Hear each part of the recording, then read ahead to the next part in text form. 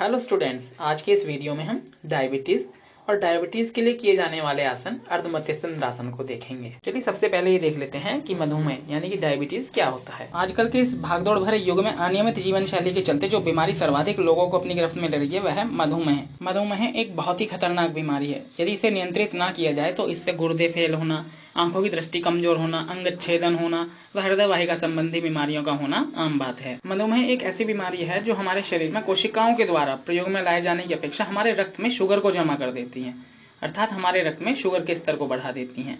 वास्तव में हमारा शरीर रक्त में मौजूद शुगर के स्तर को नियंत्रित करने के लिए इंसुलिन नामक हार्मोन का प्रयोग करता है। जब हमारा शरीर आवश्यकता के अनुसार इंसुलिन की मात्रा उत्पन्न नहीं करता या जब इंसुलिन अपना कार्य भली भांति नहीं करता तो मधुमेह हो जाता है। मधुमेह दो प्रकार का होता है, टाइप 1 और टाइप 2। मधुमेह में अग्न्याशय ग्रंथि यानी कि पैनक्रियास ग्लैंड से इंसुलिन नामक हार्मोन उत्पन्न नहीं होता, इसलिए इसके उपचार के लिए इंसुलिन के टीके को प्रतिदिन लगवाने की आवश्यकता पड़ती है। टाइप 2 मधुमेह में शरीर की अग्न्याशय ग्रंथि शरीर की आवश्यकता अनुसार इंसुलिन नामक हार्मोन उत्पन्न नहीं करती। यह हार्मोन उत्पन्न तो होता है परंतु उसका भली भांति प्रयोग नहीं होता।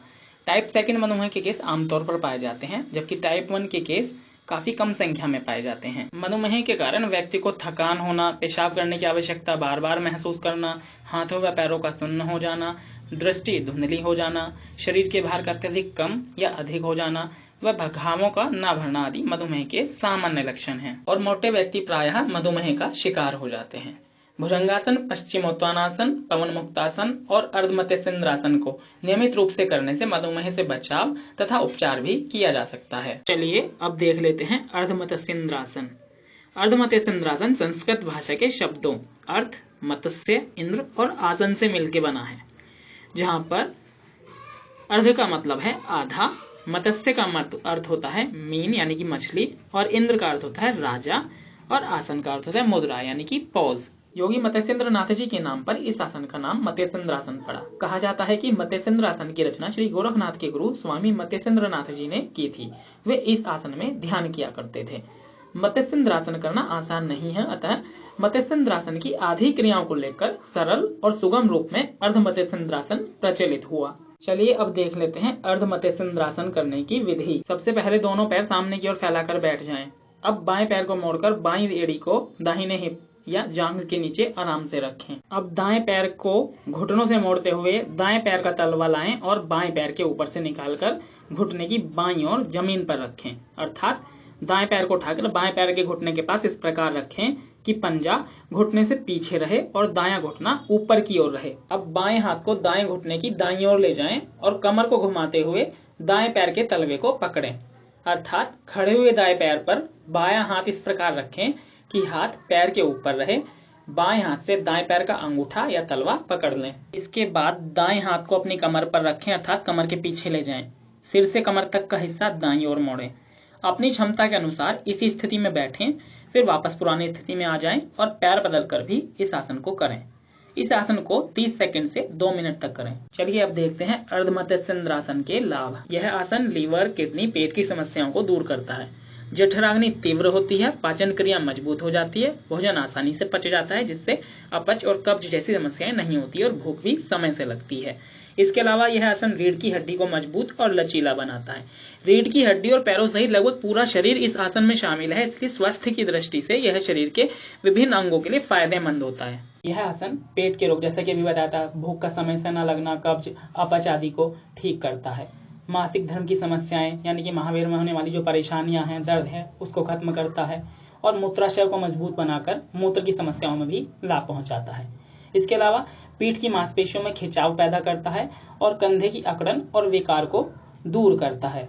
इसके नियमित अभ्यास से झुके हुए कंधों और मुड़ी हुई पीठ जैसी विकृतियों को ठीक किया जा सकता है। इस आसन का प्रभाव गर्दन, कंधे, पेट, कमर, कटिभाग व पैर और घुटनों पर पड़ता है, क्योंकि रीढ़ की हड्डी और पैरों सहित लगभग पूरा शरीर इस आसन में शामिल है। इसलिए स्वास्थ्य की दृष्टि से यह आसन शरीर के विभिन्न अंगों के लिए फायदेमंद है।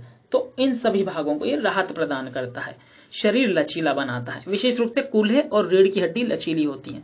कंधे और गर्दन के लिए फायदेमंद होता है। इसके अलावा ये पेट की चर्बी को कम करता है। अगर कुछ ज्यादा वक्त के लिए इस आसन को कर लिया जाए तो पेट की चर्बी जल्दी से गलने लगती है, कम होने लगती है। इस प्रकार से आप देख रहे हैं इसके बहुत सारे महत्वपूर्ण लाभ हैं, लेकिन उनमें से एक खास लाभ यह है कि ये डायबिटीज को रोकता है, यानी कि मधुमेह को रोकता है। इसलिए इसको डायबिटीज की रोकथाम के लिए रामबाण कहा गया है। इस आसन का प्रभाव पैनक्रियाज पर पड़ता है, क्योंकि यह पैनक्रियाज को स्वस्थ रखते हुए इंसुलिन की बनने में मदद करता है। इंसुलिन के संतुलन से रक्त में शर्करा के अनुपात को संतुलित करता है, यानी कि ब्लड शुगर जो है उसको नियंत्रित करता है। तो इस प्रकार से मधुमेह की रोकथाम के लिए मधुमेह रोगियों के लिए अहम भूमिका निभाता है। इससे पित्ताशय एवं प्रोस्टेट ग्रंथि ठीक रहती है। पित्ताशय पाचन क्रिया में सहायता करता है और लीवर के निचले हिस्से में होता है। पित्ताशय लीवर द्वारा उत्पादित पित्त को यानी कि बाइल को संग्रहित करता है। और प्रोस्टेट ग्रंथि केवल पुरुषों में पाई जाने वाली एक छोटी ग्रंथि होती है। यह एक अखरोट के आकार की ग्रंथि है जो ब्लैडर के यानी कि मूत्राशय के निचले हिस्से में होती है, तो इसको ठीक रखता है। प्रोस्टेट ग्लैंड में दिक्कत क्या आती है, ये जीवन भर बढ़ती रहती है, परंतु जब ये ज्यादा बढ़ जाती है तो मूत्र मार्ग पर दबाव डालने लगती है और पेशाब की धार को रोक सकती है। पेट में इस तरह की मूत्र संबंधी दिक्कतें हो सकती हैं, ये उनको ठीक रखती है। इसके अलावा यह एड्रेनलिन और पित्त के स्राव को नियमित करता है। एड्रेनलिन हमारे तनाव और दबाव से लड़ने में सहायता करता है और पित्त से भी हमें बहुत सी बीमारियां बन सकती हैं, जैसे मोटापा, कब्ज, दस्त, अल्सर, हृदय रोग आदि। तो इसके स्राव को यह नियमित करता है। यह साइनसाइटिस साइनस में होने वाली सूजन और रोग है जिसमें साइनस का मार्ग अवरुद्ध हो जाता है और संक्रमण हो जाता है। और ब्रोंकाइटिस फेफड़ों से संबंधित दिक्कत है, तो इस आसन के अभ्यास से फेफड़ों को भी अच्छा खासा खिंचाव मिलता है और यहाँ तक कि ये दमा के रोगियों के लिए भी राहत दिलाता है। इसके अलावा यह स्मरण शक्ति में सुधार लाता है, तनाव और स्पॉन्डिलाइटिस के इलाज में भी मदद करता है। स्पॉन्डिलाइटिस रीढ़ की हड्डी से संबंधित दिक्कत है और ये रीढ़ की हड्डी के लिए बहुत महत्वपूर्ण आसन है। चलिए वीडियो को पूरा करने से पहले ये और देख लेते हैं अर्धमध्यस्थ के समय में किन सावधानियों का ध्यान रखना चाहिए। गर्भावस्था में यह आसन ना करें। यदि पेट का ऑपरेशन हुआ हो, हर्निया, स्लिप डिस्क की समस्या या साइटिका की समस्या हो तो यह आसन ना करें। हालांकि जिन व्यक्तियों को साइटिका या स्लिप डिस्क की समस्या है उनके लिए यह आसन लाभदायक हो सकता है, लेकिन इसको करने में उन्हें बहुत सावधानी बरतनी चाहिए।